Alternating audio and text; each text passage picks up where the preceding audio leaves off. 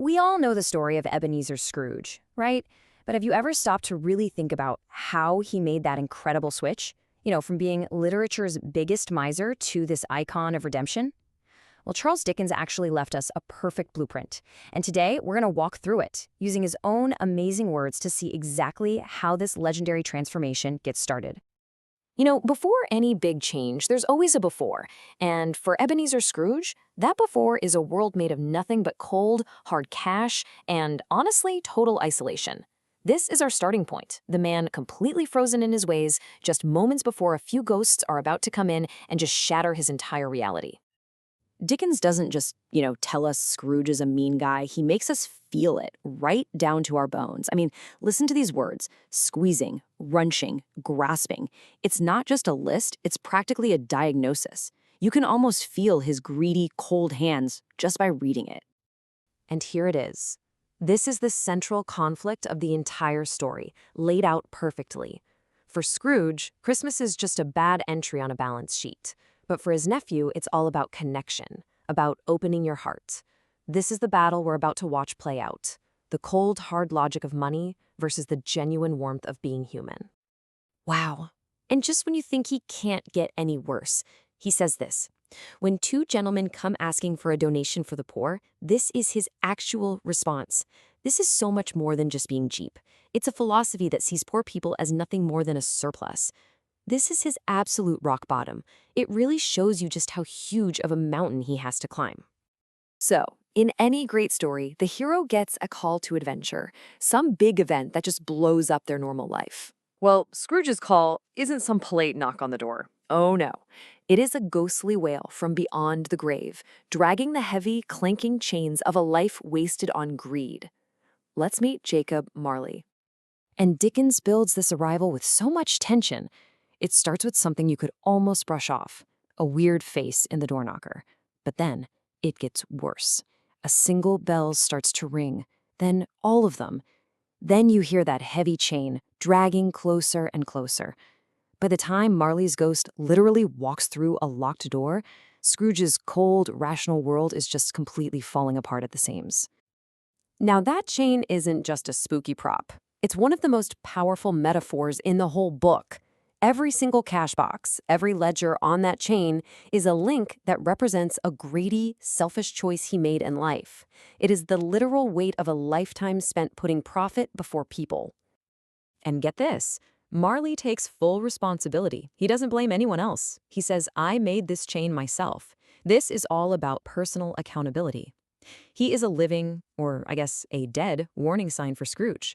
He's basically saying, your chain is being made right now, Ebenezer, with every single selfish choice you make. So here it is, the official call to adventure. Marley tells Scrooge he gets one chance to escape this fate by meeting three spirits. And what's Scrooge's first reaction? "I think I'd rather not." Classic. He tries to refuse the call, which is a key part of any hero's journey.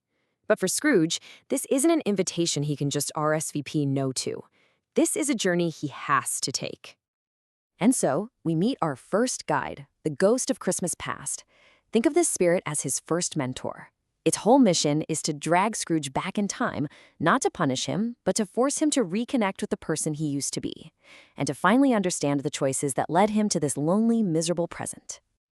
Right away, the spirit shows him this incredible contrast. First, the pain of his childhood, just as solitary child. But then, boom, we see him as a young apprentice at Fezziwig's amazing Christmas party. And Scrooge himself has to admit it. The joy that Fezziwig created was worth way more than the money it cost. He's starting to remember a totally different kind of wealth. Okay, now this is a huge moment. It seems small, but this is the very first crack in that icy exterior. After seeing himself as that lonely little boy, Scrooge remembers the carol singer he chased away just a few hours ago. And for the first time in who knows how long, he feels a tiny flicker of regret, a wish that he'd acted differently. The change is officially starting. And this is the moment his life took that sharp turn. His fiancée, Belle, hits him with a heartbreaking truth. His love for her has been replaced by a new idol, a golden one. The ghost makes him watch this all over again, the exact moment he chose money over love, and in doing so, sealed his own lonely fate. So now that he's faced his past, Scrooge can't just be an observer anymore. He's forced to cross the threshold and see the world as it is right now. The ghost of Christmas Present shows up to give him a tour of all the life and joy and community that he has been so stubbornly ignoring for years. And where's the first stop on the tour? The home of his overworked, underpaid clerk, Bob Cratchit. I mean, these guys are surviving on almost nothing. But here's the thing. They are rich in all the ways that matter. Gratitude, happiness, love. The very things Scrooge has been trading away his entire life for a pile of gold. And right at the heart of this family is Tiny Tim. This line, coming from the smallest, sickest member of the family, is a blessing that includes absolutely everyone with no exceptions. It is the polar opposite of Scrooge's cynical, us versus them worldview. It's just a moment of pure, unselfish grace. And then Scrooge asks this question. Just think about that for a second. The very same man who was ranting about the surplus population is now genuinely, desperately worried about one poor, sick little boy. The change isn't just an idea anymore, it's emotional. He's finally feeling empathy. And this right here is the knockout punch. The spirit doesn't just give him a yes or no, it uses Scrooge's own monstrous words against him. For the first time, Scrooge is forced to see the real, human cost of his cold-hearted ideas. It's not about numbers on a page anymore. It's about a little empty chair and a crutch in the corner. He is, as Dickens tells us, overcome with penitence and grief. Now, the journey isn't over yet, not by a long shot. But the man we met at the beginning of the night, he's gone. The spirits of past and present have done their job. They've smashed his defenses, they've reawakened his heart, and they've shown him just how empty his life really is. The foundation for a true comeback is officially set. So let's just quickly recap this path he's on. First, you have to confront your past to understand why you are the way you are. Second, you witness the present to see the real cost of your choices. And finally, you have to acknowledge humanity, to feel empathy and see the value in others. The lessons have been learned, but there is one final terrifying test to go. Which brings us to the big one, the final scary question. Scrooge has remembered how to feel, but is that going to be enough to make him actually act?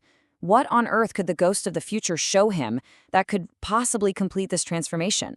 Well, that's the final piece of the puzzle, and it just might be the most important one of all.